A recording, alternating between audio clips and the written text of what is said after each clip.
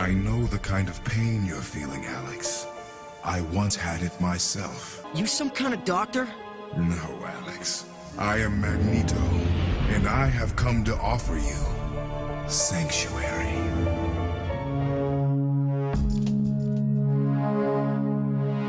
Welcome to Season 3 of the Grounded Futures podcast. This is the show where we discuss topics that are important to our collective survival and thrival. We also dig into ways youth, and anyone really, can gain new skills to thrive amid current and ongoing disasters. This season's meta theme is all about trust. Trust in ourselves, trust in our work and art, and trust in each other. We are your hosts, William and Carla. Welcome to our show. We produce Grounded Futures on Squamish, Musqueam, and Tsleil-Waututh lands, but our guests are from around the world.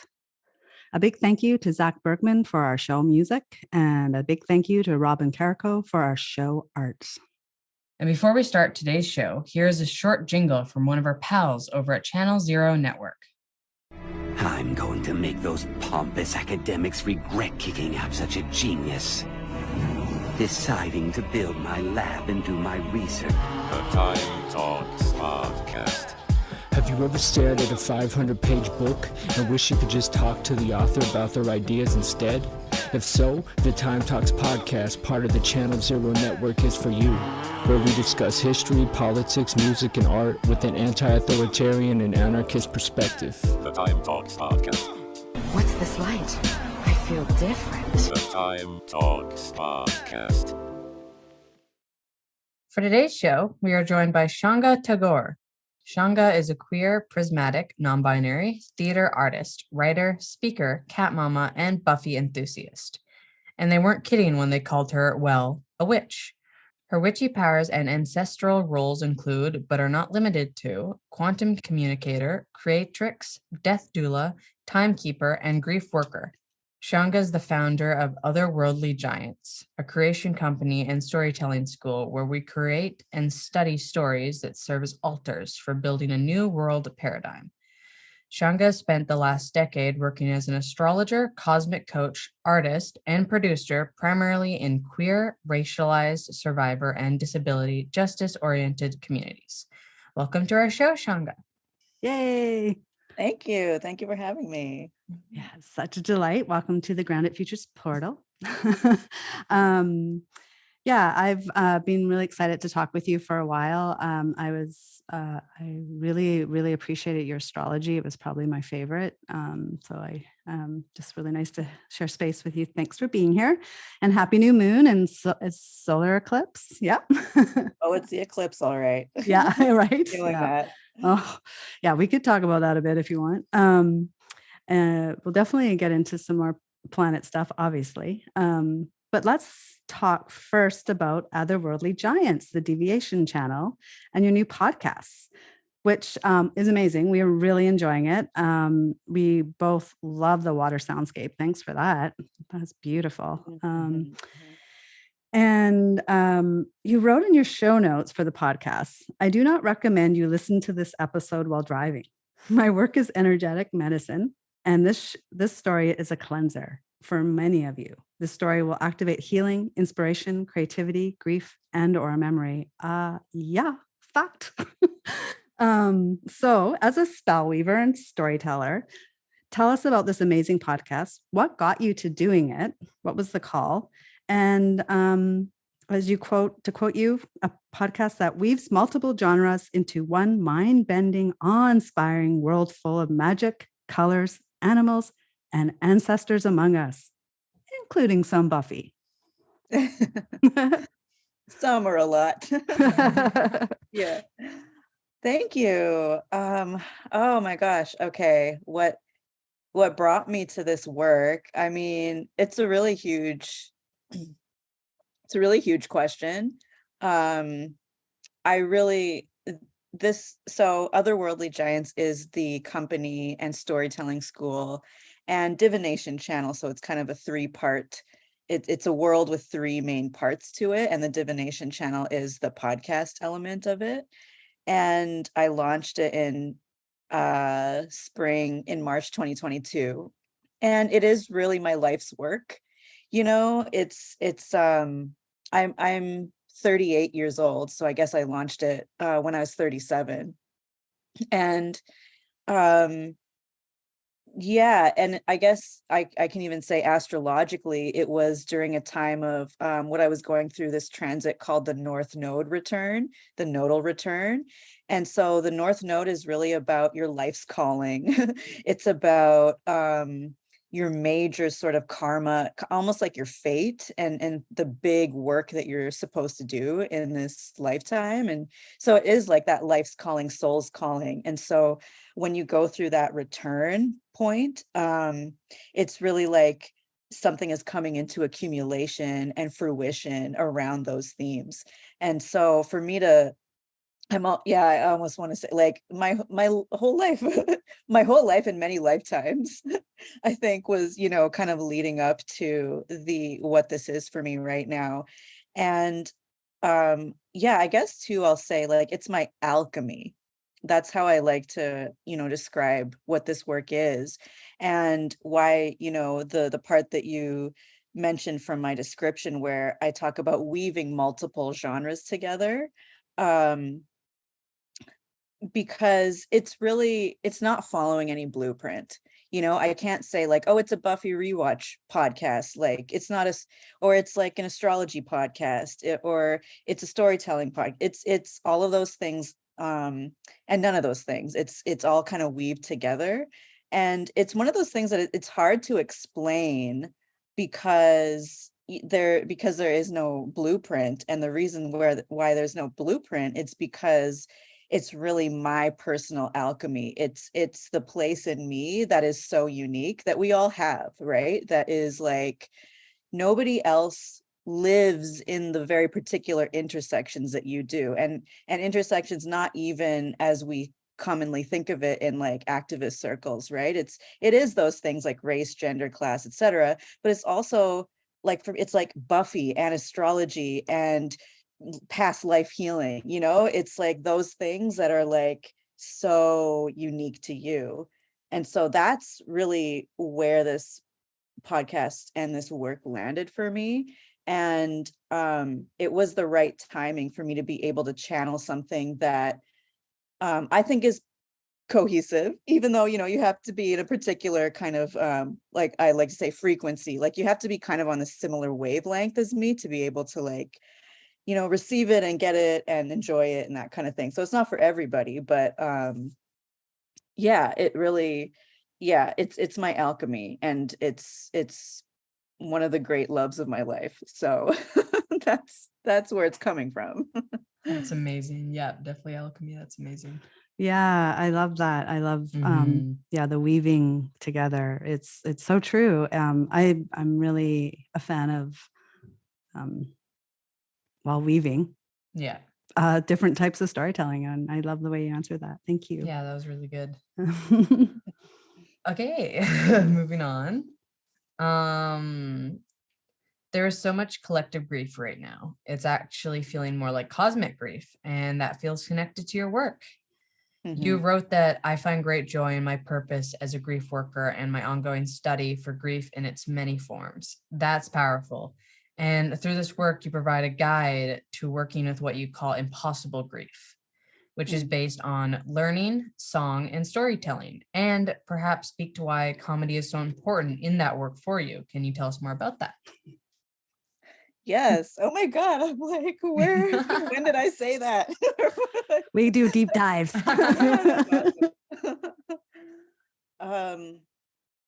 So I am like I guess I hadn't said this yet, but my really big focus in life is ancestral healing. And so that is, that's just like weave through everything that I do. And it's my focus in my personal life and my professional creative life. It's everything. And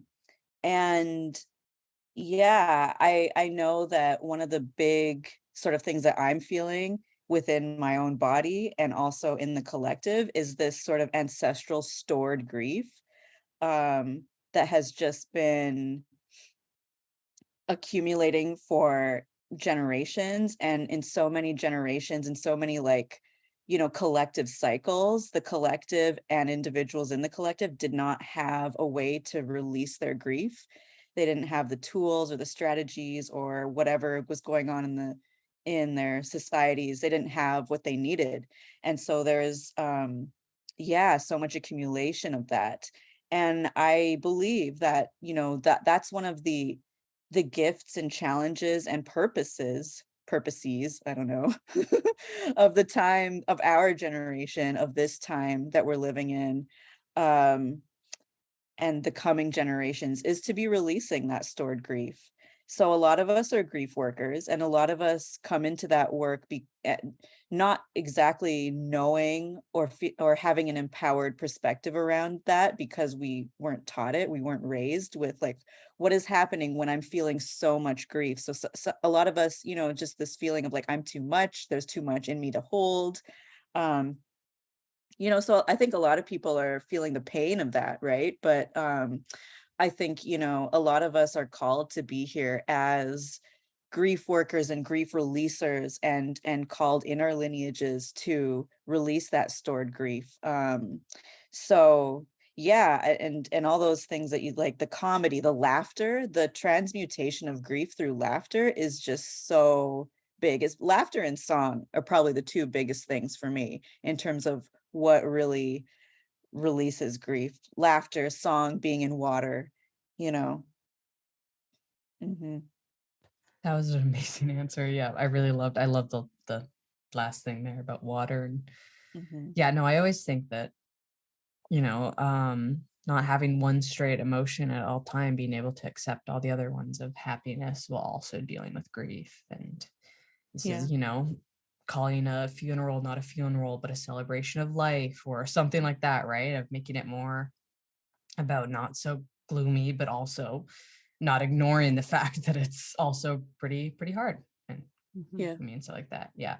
Yeah. I like that. Mm-hmm. Embracing Yeah. it all. And on that end, I feel like we often tie grief to emotions like misery, despair, and it is those things sometimes, but yeah, that's not the core definition of grief to me. Yeah. Grief is love. That's how I would define it. Totally. Right. And so in there, sadness and sometimes despair, but like you said, also joy, happiness, like all these kinds of celebration. There's so much in there. Yeah, it's beautiful work. I love that thing about like that you tied it into being said you're too much as a kid. Oh boy, I relate to that. I remember once an aunt told me, like a great aunt, she said, I turned around and said, it's because I have 100 people in me. Like I'm dealing with stuff. And she said, yes, you're definitely processing a lot of ancestors.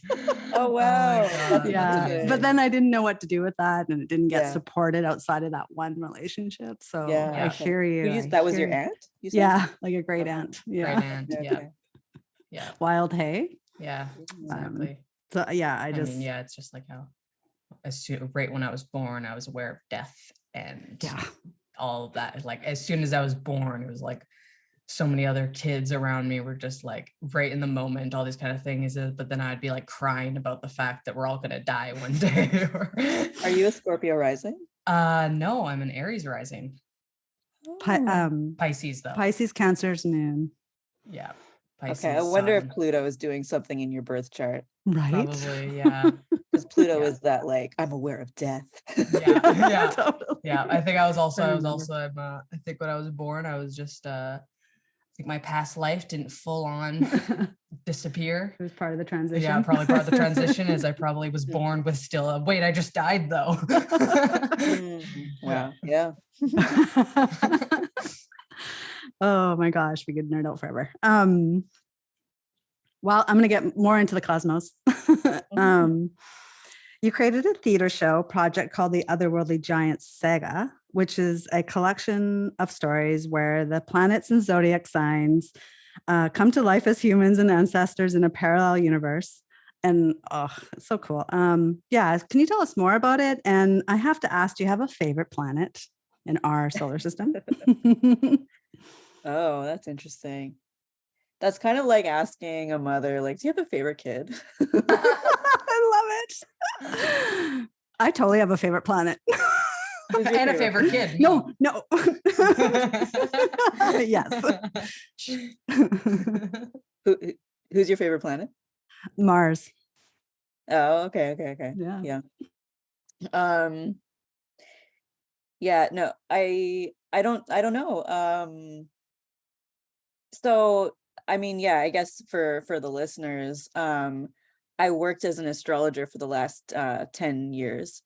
And so I started reading people's birth charts, but as I went through a big ancestral and spiritual awakening in the middle of that career, like maybe 2015. And then I started realizing that I actually had the ability to speak directly to the planets, and this is what, in my opinion, like decolonizing astrology is about. It's about recognizing that we're in relationship to the land, in direct relationship to the land, and the stars and the planets. They're part of the land that we live in. So yeah, I could almost say I'm like Mercury is one of my like very identified with Mercury as like a Gemini stellium. I'm very identified with Venus because I have like a Venus conjunction Sun, which means like Venus is like very tied into my identity.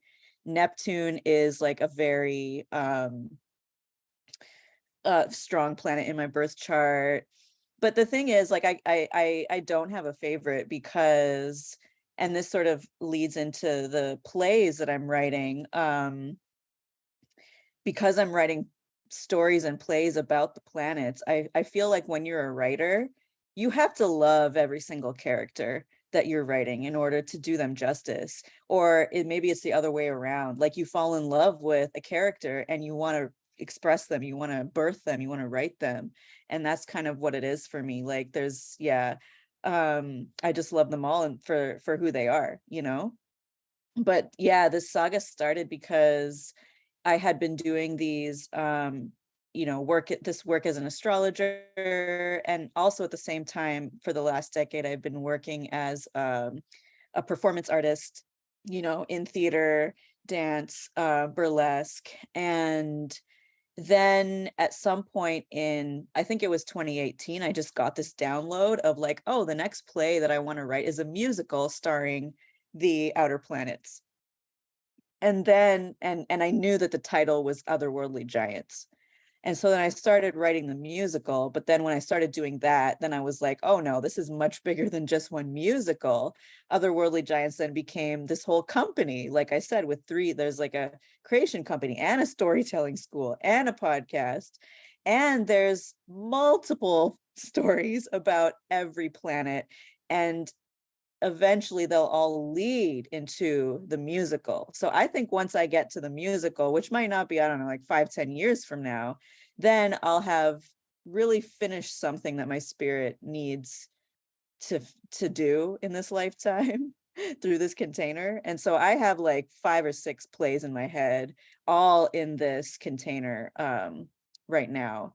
So, that's just that's one of my, let's say, challenges of like who I am as a creator, is like I get so much information and my body is like moves much slower. So that's the balance that I have to try and figure out, is like when the stories are coming out and how. So I totally understand that. My brain's never in coordination with my body. I totally feel that. Yeah, it sounds so cool though. I'm excited to see where your work goes. Yeah, I'm excited. Yeah, I love it. I agree with you that it is the part of decolonizing astrology a lot. I'm so excited you do the work you do. This is like I dropped out of high school and studied astrology circa 1983-84. I never became an astrologer.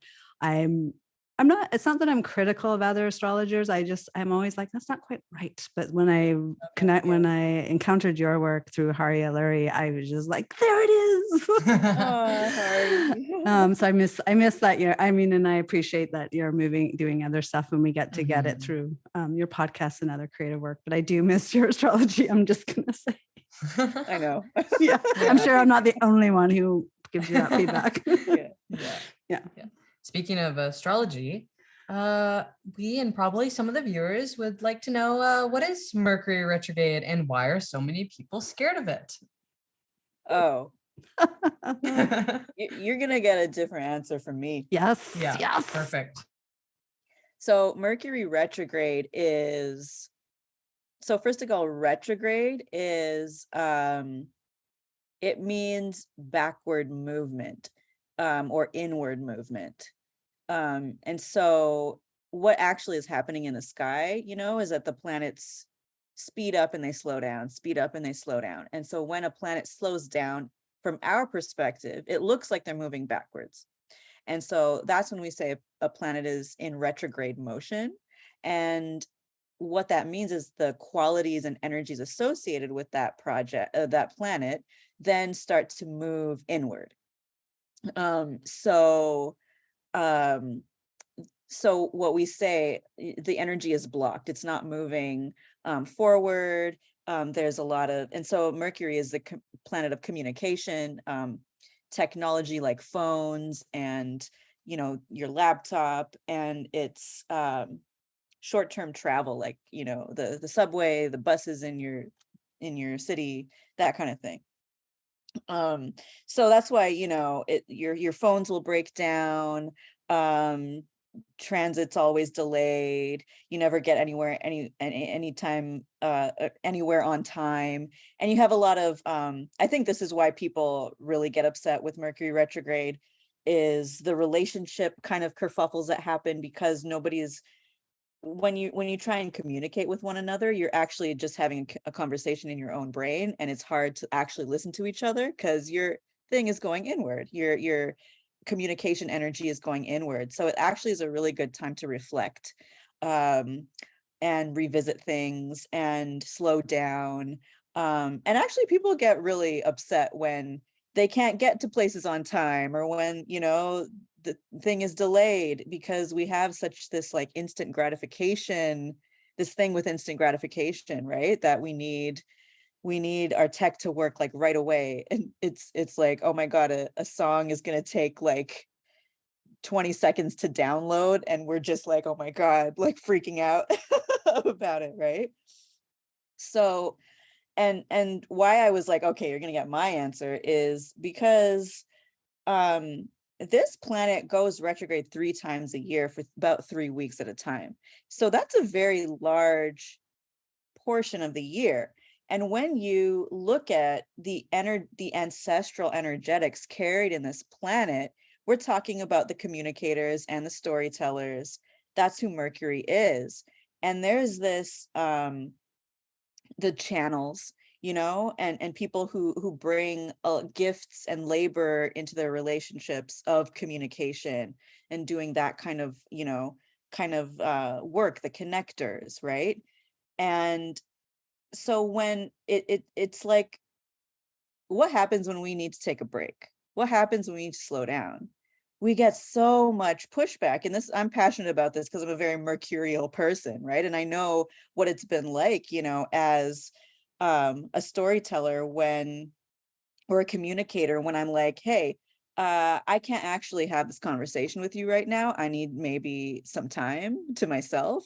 And the amount of like, what happens, like the amount of pushback, the amount of resistance, the amount of anger sometimes, the same way that we get angry when our phone isn't working properly and we, start losing our, excuse my French, like, you know what I mean? So yeah, it's a big and important question, I think, in terms of like, why do people get so upset about the fact that the planet of communication needs to take a break sometimes, regularly? That was a really good answer. Yeah, no, I love that. And having to take a break. Yep, that's real. Yeah, it's like our neurodivergence family with our nonverbal days. Like, Yeah, I mean, nonverbal days. and I'm a Virgo I have 5 planets in Virgo. I really relate to Mercury too. And I always, I'm obsessed with why people get so upset. Like, why? Yeah. Take a break. Yeah. Yeah. No, yeah. Yeah, I loved your answer. That was a really good answer. More Shaunga astrology, please. Just putting that out there. Yeah. I'm going back to something you wrote on the timeline that was maybe a few years ago. How do the ancestors speak to you? Oh yeah, Recital, yeah, which is a fabulous piece. Thank you so much. thank you. I especially loved when you said, I trust that a disruption in an individual relationship does not disrupt my inherent belonging in collectivity. I am more available to experience life as as delightful, full of surprise, wonder, and mystery. Beautiful. Yeah, I would love to hear more about that. And what is a quantum communicator? Connected. This is a few questions. Sorry. Yeah, I'm just kind of curious about that. And you also use this term core creative, like your core creative collaborators. And so I think that it's all connected to ancestors, but I'd like to hear more. Oh, interesting. It's so funny when you read me back work that I wrote months ago. I was like, oh, interesting. Like, who said that? I've been there before. Okay, quantum communicator. I'm glad you asked that because that's a term that I came up with or remembered just this past year. And I guess, I'm always trying to find ways to describe my gifts, my spiritual gifts, and who I am and what I do. And like another word for quantum communicator could be like channeler or oracle. And so it's basically what I describe, or how I describe a quantum communicator, or my abilities in that realm, is that I have the ability to communicate with anything and everything that has an essence in the universe. And so that is one of my gifts that I come here with. That's why I can speak to planets. That's why I can speak to ancestors who are, on the other side. I can speak to animals. And when I say speak, I mean, I can listen, I can hear them, and then I can translate their messages, so I can talk to rocks and they don't speak in English, but I can hear the translation in English. You know what I mean? So yeah, I've kind of went back and forth for many years in terms of how do I describe what I do that feels like it really encompasses what it is for me. And so I then this year I was like, oh, quantum communicator. I like that because the quantum sort of, reflects our quantum universe. And that's what that is. There was okay, when you say I have this question about the core creative collaborators, do you remember what context I said that in? And it was like in regards to writing, I think in storytelling, and it's like, it's not just, there's like like there's no such thing as the solo artist because we're collaborating even with parts of ourselves. But I was thinking it was more about the ancestors, but maybe I was off. But it was like, No. okay, yeah. Yeah, it's interesting because I think when I wrote that on my website, I was talking about calling in the people who I want to work with most closely through my work with Otherworldly Giants. So those kind of creative collaborators, and yeah, whether it's like a musician or composer or producer, that kind of thing. But you're right, because the most important part of my artistic creative collaborations are my ancestors who I create with. And this has been really, it's been I've been working with ancestors for so long, but I'm a colonized being like everyone else. And so I have to constantly like remember, relearn, go deeper, remember that like, oh, my ancestors are with me and I create with them first. And even like I create relationship with my ancestors first, and so it's like, oh, if I want a good partnership, I have to be able to call in the ancestors that I want to be in close partnership with. And then, everything else sort of works out from there. So when I started releasing the podcast, which was in September, I really got on a roll in terms of like, oh yeah, like this writing circle I have of ancestors that show up for me and create with me. when I'm creating these episodes, it's so like I feel them on a deeper level than I have before. I feel how nourishing it is, how generative it is. I feel their personalities.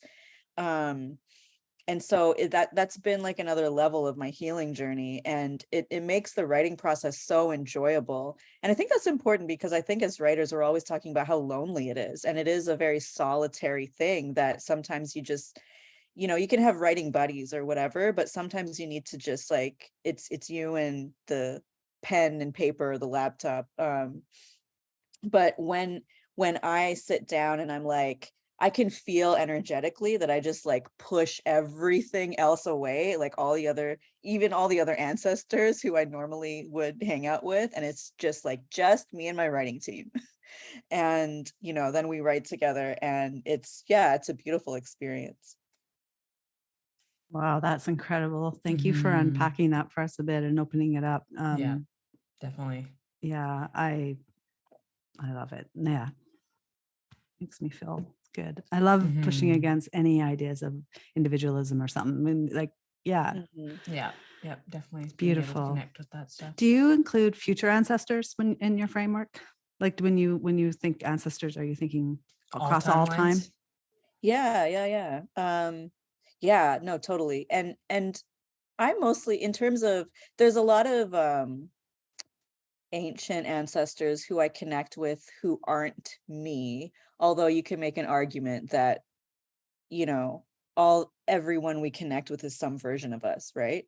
But when it comes to the future ancestors, I don't actually connect with a lot of ancestors, at least not consciously, except for myself. I connect with my future self a lot, and so I believe she writes with me, and she helps me channel, and I'm actually helping right now my past self channel, so it's like when I think about the things that I was writing in 2016, I'm like, when I think about 2016 now, I'm also sending that energy back to myself at that age, right? And so yeah, I'm always really mindful of the ways that I am supporting myself from many different dimensions and angles. Yeah, there's a practice that I started this year of writing letters to myself at age like 41 or 42, which is kind of, well, I started it, I guess, at age 37. So it's kind of, me 5 years into the future. Because I feel like there's something about that 5-year mark where I'm like, you've gone through something that I'm going to take a few years to go through, and you're at a place of like, I got you, I get it. I can hold you, I can send you what you need. Like I have that perspective. Um yeah, and sometimes I connect with like my old woman self, and that's really cool too. Oh, that's amazing. Yep. Don't they count all as ancestors and Mm-hmm. future and past Yeah, and all that's all connected. I really like that. it's a beautiful practice. Thanks for Mhm. sharing it with us. Yeah, definitely. Before we move on to the usual questions we ask everyone, I wanted to ask, how did you come across Buffy and what has it meant to you? I remember it being big when I was a kid, and I never got brutally into it. Like, not brutally, just I never got into it the way some of my friends did. Or your brother. Or my brother. Yeah, my brother was was into it when he was younger, and Yeah. has given me the whole rants about the entire series and the sub series and all the other Yeah. things. So yeah, I was just curious on how that started. And Yeah. Okay, yeah. This is actually my answer to your third question about recommendations. But yeah, no, Buffy. It's interesting because my next episode on my podcast that I'm writing right now, it talks about my Buffy origin story. So it actually answers your question in like 40 minutes or something, which I won't do right now. But no, Buffy, like I was a little younger than Buffy when it aired, but other than that, I was kind of like, I watched it live, and I was sort of growing up with her, and it raised me. And I was a kid, like I watched a lot of TV, and I'm going to talk, this is one of the things I'm really passionate about, that I'm going to talk about more and more, through Otherworldly Giants, is the concept and reality for me that the characters, fictional characters, are also our ancestors. They're real as much as you believe in ancestors or spirit beings or whatever. Fictional characters are real like that too, and they are friends. They are our friends. And I think that it's so important to recognize that, especially for kids who grew up like lonely or didn't have access to like, a lot of a social life, or grew up in social circumstances where they weren't valued or were bullied or whatever, that kind of stuff. So often, like, the fictional characters, like, they show up for us, and they are our friends, and they mean a lot to us. And I think, yeah, that's important, because there's this kind of what's it called, this conception that, like, you're kind of a loser, like, oh, you don't have friends, you're just like sitting around like watching TV or reading books or playing video games or whatever. But it's like, well, these are relationships too, and they matter. And so that's sort of, I recognize now that that's what Buffy was for me. And so I watched it when it was airing, and then I kept watching the reruns. And at this point in my life, I realized that, like, I have a major ancestral calling to do work with Buffy, in terms of, there's been so many Buffy podcasts over the last few years. And so I started listening to them. But then when I was listening to them, I started getting like these huge downloads about, what it would, I was like studying and looking at this text in a way that I hadn't before. When I was just watching it, I was seeing themes that are like so relevant to our time, like ancestral healing. I'm like, Buffy is a text about ancestral healing. It's about healing your lineage, and it's about coming into your magic and your power, and the, what happens when you misuse your power. And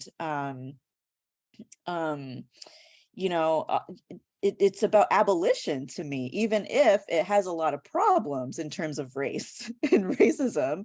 But even through looking at it, looking at the problems, I'm like, I'm learning so much. And that's why a big part of the season 1 on my podcast is about looking at Buffy and studying this text from the perspective that I have now.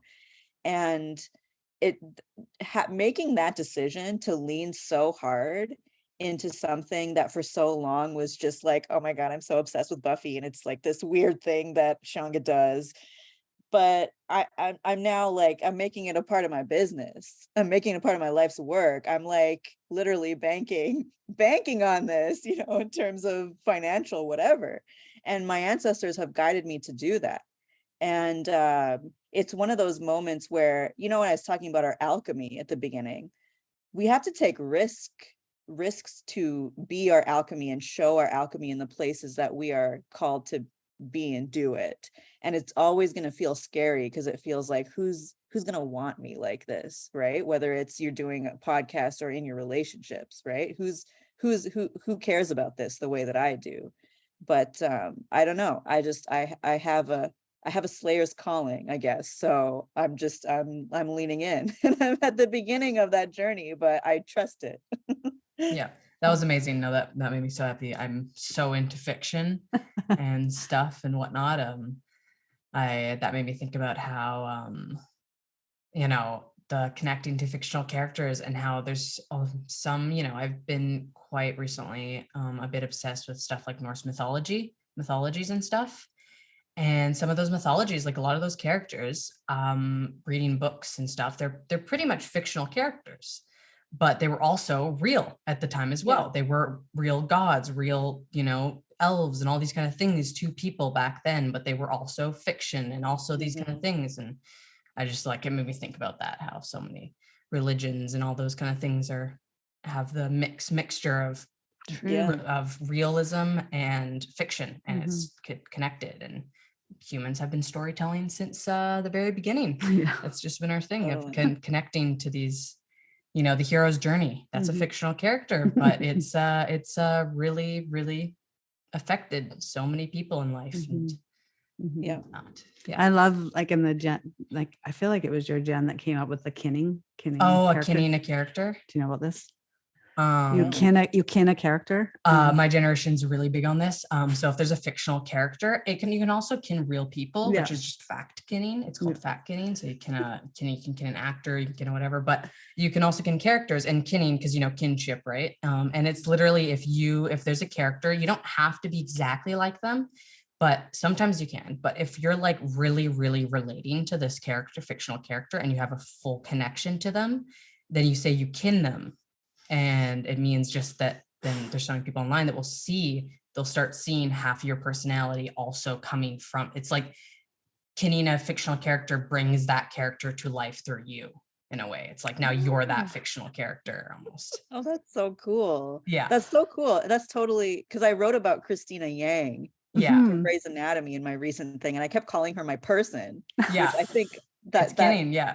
that's Yeah. You're kinning. kidding. Yeah, you're kinning that character. Yeah, exactly. No, I have many, many kins. I'm also very obsessed with anime. So there's a lot in that world. Yeah. Oh yeah, it's a fun one. Yeah. I love that. Thanks for talking more about Buffy with us and Yeah, for our I'm glad. guests or for our listeners Yeah. who are guests into the portal.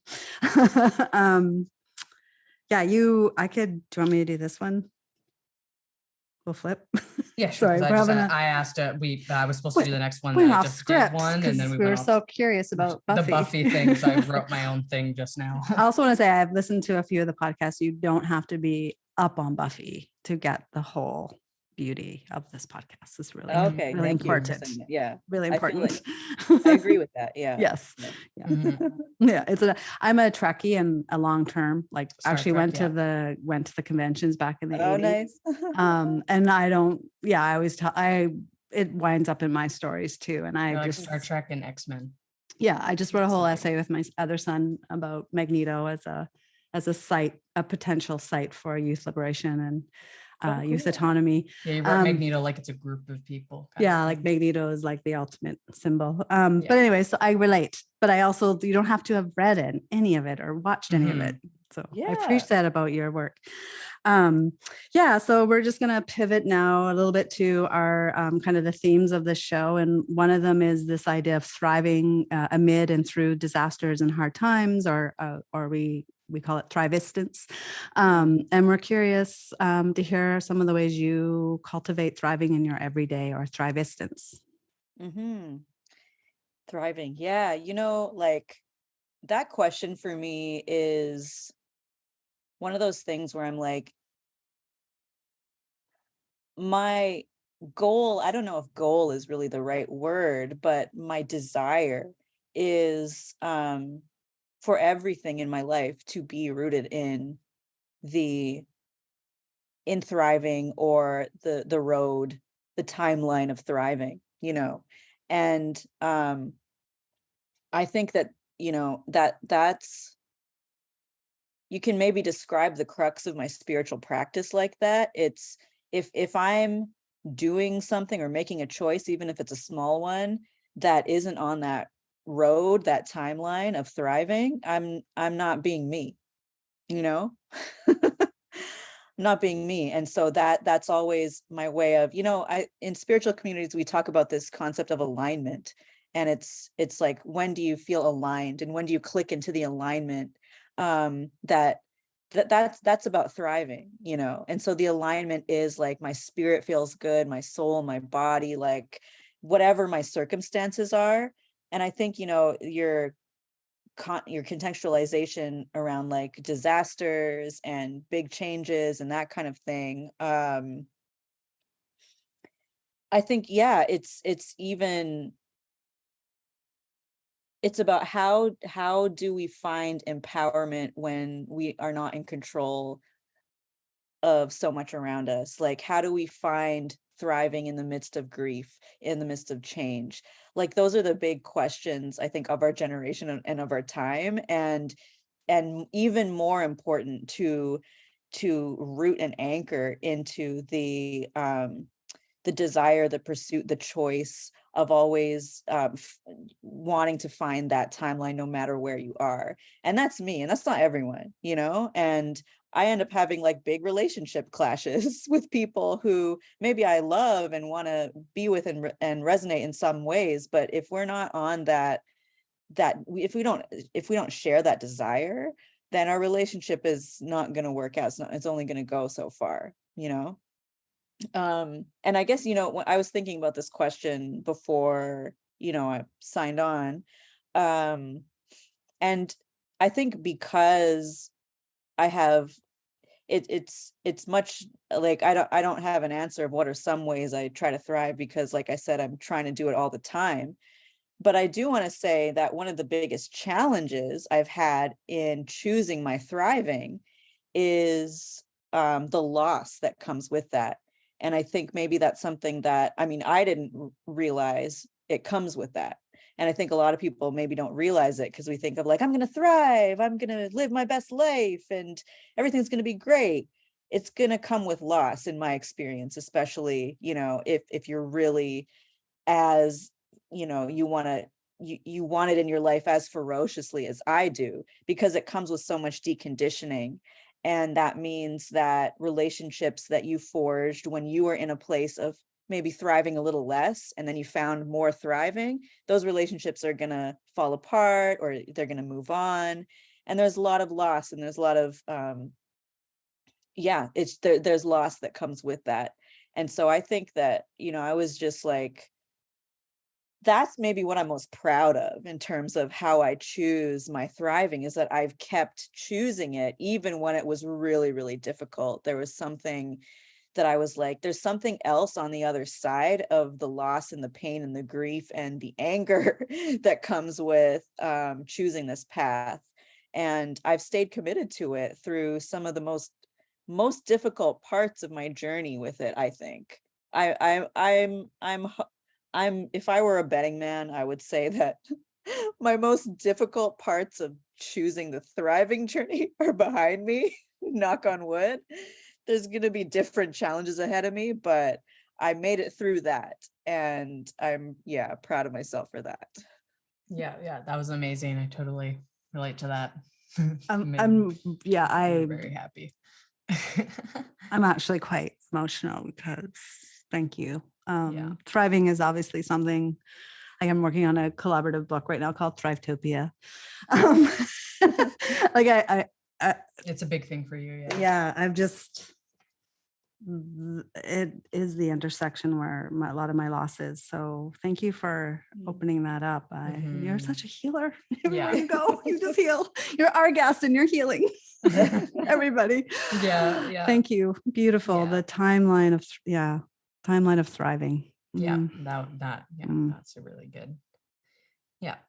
Connecting to that as well. I'm like, we are also curious to hear how trust animates your life, work, creative process, whether ancestors or with the planets, with your cat, with people in your life, stories, your work.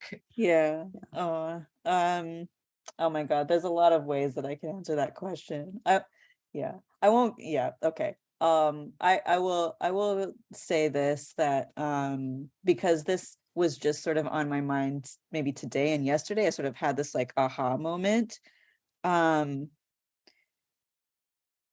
me, trust. Okay, if I'm in the wrong relationship or situation, trust, that's a recipe for how trust erodes. The trust I have for myself and the trust I have in other people. And when I say other people, I mean like, I hate people. Like that's where I'll go, you know? And so a lot of times what I have to do is recognize, oh, wait a second. It's not that everything in the world sucks and I can't trust myself. It's just like, I'm not in the right place. This isn't the right environment for me. This isn't the right like community space, or this isn't the right relationship. And when I'm actually in a good quote unquote relationship, but a relationship where we recognize each other, we see each other, we're on the same level, just, you know, level of maturity or level of whatever it is. There's an ease there where yes, there are still learning curves of trust, but it's I don't get all angsty about it the way that I do when I'm in the wrong relationship or situation. Wrong for me, not wrong inherently, right? But so there's that piece of it. And then the other piece of it is like, I realized that there is a part of me that was not fully believing that what I want for my life or relationships or work or whatever it is, not believing that what I want is actually possible. This part of me that knows what I want, but then is like, oh, but I could never have that. Or it doesn't exist. And if it exists, I don't have access to it. Then because I have that subconscious narrative going on in my mind, I end up choosing things that I don't actually want because I'm like, well, then I'll just go with this instead. And then the trust breaks down, right? And so I think right now, the most important thing I'm working on, learning how to trust better, is to trust that thing that I don't have yet, that I know that I want, to trust that I can have it and it's already mine, and it does exist, and it's not out of my grasp. And if I don't have it in my life right now, to be patient and let it come in and not fill its space with something else. I really loved the first part there of just because I know so many times it's like, learn to trust yourself, and just then you'll learn how to trust all these people in your life that's making your life really hard. And I'm like, I'm trusting myself that I need to not be in these relationships, actually, because it's real. Like anytime I get into a friendship, relationship of any kind, where there is actual trust, it's the same thing as learn to love yourself before letting others love you. It's like, that's bullshit. It's smash all the binaries. Smash all that, because it's like, no, you're actually, what's going to happen is you're going to find the right people who will love you, and you'll learn to love yourself through that process. And that's your own personal thing. Why are you caring so much about other people's effect on that own thing you have to work on? And just being able to being able to leave relationships that people are like, you just learn to trust each other. And I'm like, but it's not working. I really liked that. Yeah, thank you for that. Yeah. So this is this part where we asked for recommendations. And we gave you these 3 questions ahead of time. So if you have recommendations ready to share with us, that'd be great. And also like connected to the work you do, and like even astrology, or we have a lot of younger audience, like teens who listen. So my friends. Uli's people. Well, my answer was going to be Buffy, but we already talked about that a lot. I recommend, if you haven't watched the series, I recommend going in, and you have my podcast, although I do give spoilers. So you might want to, if you care about spoilers, you might want to watch the the series before you listen to my podcast. But another show that I really love is She-Ra, the Princesses of Power. And that's a really fun show because I really love the 80s version. So I really, like, when I was a kid, I watched He-Man and She-Ra from way back then. And then they did a reboot of it in 2018 or something, and there's like 5 seasons, but they're short seasons, and it's an animated series. And it's so cool the way that there's like a diverse, have you both watched this or no? I've heard of it. I remember when it blew up, and I was online when it blew up, and I know a lot of spoilers and a lot about the characters, but I never myself watched it. I watched the 80s ones with my younger people.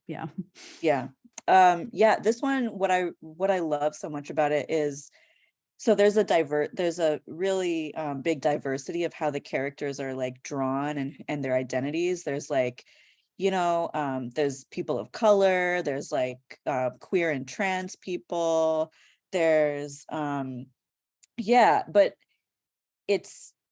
they're not, they live kind of in an alternate universe, and so they don't actually use that kind of language.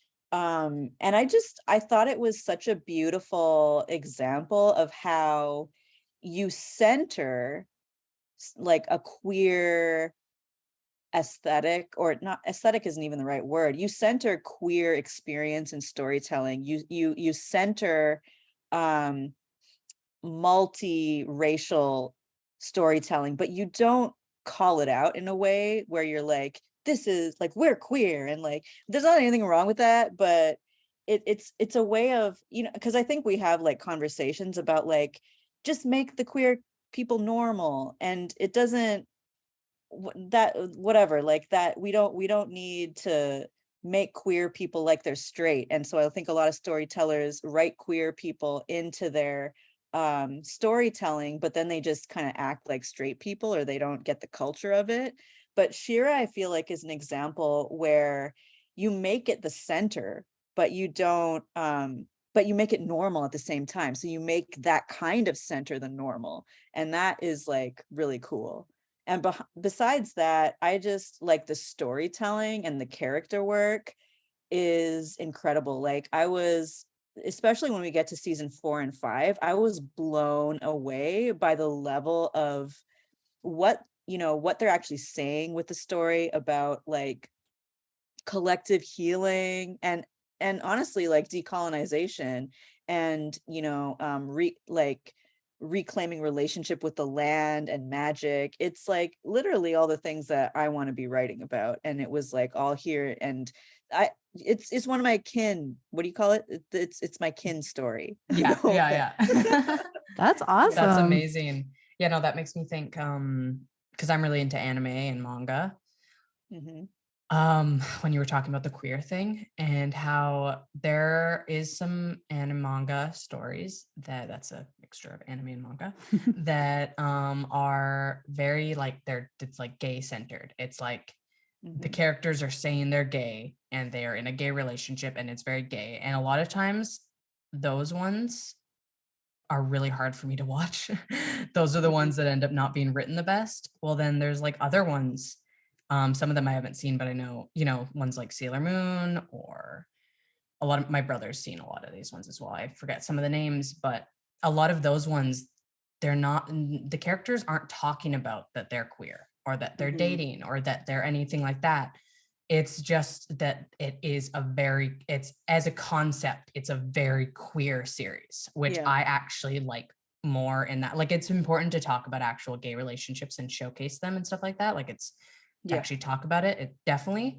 But as someone who is queer and lives a queer life, I like being able to not see it just played off as, you know, the quick story, and it actually be just about emotion and feel. And, you know, that in Sailor Moon, like two of the girl characters are definitely in love with each other. They say that they're in love with each other, but they're never like, we're gay. We are gay. We are gay and dating and gay. It's just like beautiful moments of them staring at each other in the eyes and having those beautiful romantic moments, but it's never like straightforward specified. And I've always loved that. I love that. Like, it doesn't have to be like, this is the gay storyline, This and is it's the super gay dramatic and angsty. This is so many of the gay like actual gay stories that I watch are so angsty. There's always like suicide stories or depression or death. There's always death involved in the gay stories. Well, then just the queer ones end up being, even if there is death, it's like, it's beautiful, and it's really beautiful and amazing. And you know, and then like, I'm like, I don't want to actually see real life. When I go to watch fiction, I'm not in the mood to watch my actual experiences as a gay person. Yeah. That's so true. Yeah. Well, thank you so much. Is there anything we missed, or that you would like to say? No, I mean, like, thank you for doing this work, and it's amazing. Like, I love your commitment to joy and thriving, and I love, you know, just what you said off mic, you know, about the purpose behind this podcast, to like disrupt who is allowed to have a voice, you know. I love that. So just thank you for reaching out, and thank you so much for being here. I love connecting with you. And you also, just for people who go to our website, we have Shaunga wrote for the book we put together, Radiant Voices, an incredible piece. And they also we called it an audio painting from, I think maybe 10 stories out of the book, and you can go listen to it on our website. Yeah. Your telling of your piece is so beautiful. Oh my Yeah. gosh. Thank you for that. And before we end, right. This is important. Before we end, how can our listeners find you And your podcast. and your podcast? Yes. My website, shaungatagore.com. If you click under the divination channel link, you'll see the podcast there. And so I have like a whole episode breakdown. This is how my creative brain works. Like I have the whole 1 year of episodes planned in terms of like the themes and the titles. I don't know what's going in the titles, but I know the titles. And so it's all there on the website. Great. So yeah, you can check it out. Yeah. And Otherworldly Perfect. Giants on Instagram. Yeah, I'm just figuring out my social media stuff. I'm tired right now, honestly, but I'm there, and You're I will there. post when there's Totally something get to that. post. Amazing. Yeah. And we can't recommend the podcast enough and all your Yeah. writings. Everybody go join it and let us know what you think about the show. Yeah. Thank you so much. Thank you. Thanks for listening to our show. Grounded Futures is a media production and mentorship collaborative, and this podcast is produced by Carla Bergman, William Joy, Jamie Lee Gonzalez, and Melissa Sharp, and our sound tech is by Chris Bergman. Resources and transcripts for this episode are in the show notes. If you want to donate some funds or check out our other awesome shows, head over to groundedfutures.com or email us with comments and suggestions at groundedfutures@gmail.com. And please tune in next time to hear more from our incredible guests on how to thrive in the everyday.